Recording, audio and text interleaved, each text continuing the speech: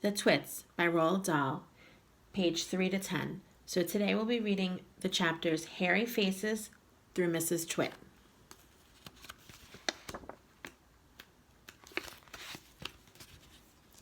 Hairy Faces. What a lot of hairy-faced men there are around nowadays. When a man grows hair all over his face, it is impossible to tell what he really looks like. Perhaps that's why he does it. He'd rather you didn't know. Then there's the problem of washing. When the very hairy ones wash their faces, it must be as big a job as when you and I wash the hair on our heads.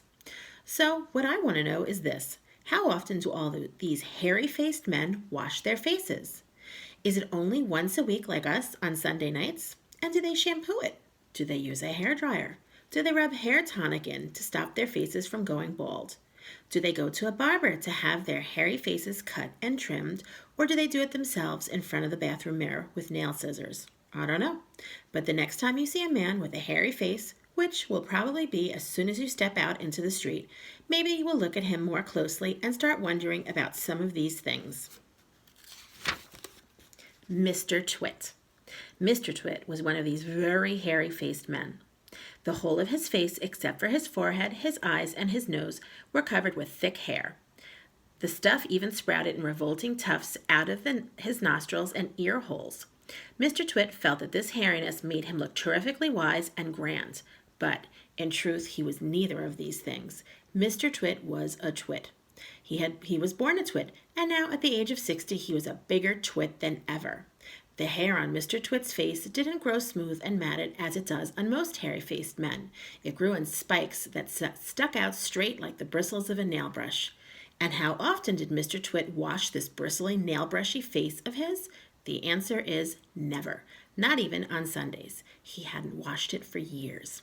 Dirty beards. As you know, an ordinary, unhairy face, like yours or mine, simply gets a bit smudgy if it is not washed often enough. And there's nothing so awful about that. But a hairy face is a very different matter. Things cling to hairs, especially the food. Things like gravy go right in among the hairs and stay there. You and I can wipe our smooth faces with a washcloth, and we quickly look more or less all right again.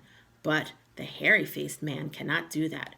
We can also, if we are careful, eat our meals without spreading food all over our faces. But not so the hairy man.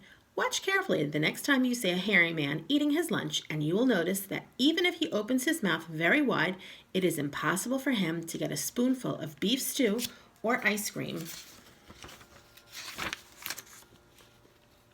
and chocolate sauce into it without leaving some of it on the hairs. Mr. Twit didn't even bother to open his mouth wide when he ate. As a result, and because he never washed, there were always hundreds of bits of old breakfasts and lunches and suppers sticking to the hairs around his face. They weren't big bits, mind you, because he used to wipe those off with the back of his hand or his sleeve when he was eating. But if you looked closely, not that you'd ever want to, you would see tiny little specks of dried up scrambled eggs stuck to the hairs, and spinach, and tomato ketchup, and fish sticks, and minced chicken livers, and all the other disgusting things Mr. Twit liked to eat. If you looked closer still, hold your noses, ladies and gentlemen. If you peered deep into the mustachy bristles sticking out over his upper lip, you would probably see much larger objects that had escaped the wipe of his hands, things that had been there for months and months, like a piece of maggoty green cheese, or a moldy old cornflake, or even the slimy tail of a tinned sardine. And over here you can see, here's the cornflake. Here's the fish's tail, a sardine's tail, and Stilton cheese is here and here. Because of this, Mr. Twit never really went hungry. By sticking out his tongue and curling it sideways to explore the hairy jungle around his mouth, he was always able to find a tasty morsel here and there to nibble on. What I am trying to tell you is that Mr. Twit was a foul and a smelly old man. He was also an extremely horrid old man, as you will find out in a moment. Mrs. Twit. Mrs. Twit was no better than her husband. She did not, of course, have a hairy face. It was a pity she didn't, because at any rate it would have hidden some of her fearful ugliness. Take a look at her. Have you ever seen a woman with an uglier face than that? I doubt it. But the funny thing is that Mrs. Twit hadn't been born ugly. She'd had quite a nice face when she was young. The ugliness had grown upon her year by year when she got older. Why would that happen? I'll tell you why. If a person has ugly thoughts, it begins to show on the face. And when that person has ugly thoughts every day, every week, every year, the face gets uglier and uglier until it gets so ugly you can hardly bear to look at it. A person who has good thoughts cannot ever be ugly. You can have a wonky nose and a crooked mouth and a double chin and stick out teeth, but if you have good thoughts, they will shine out of your face like sunbeams, and you will always look lovely. Nothing good shone out of Mrs. Twit's face. In her right hand she carried a walking stick. She used to tell people that this was because she had warts growing on the sole of her left foot and walking was painful.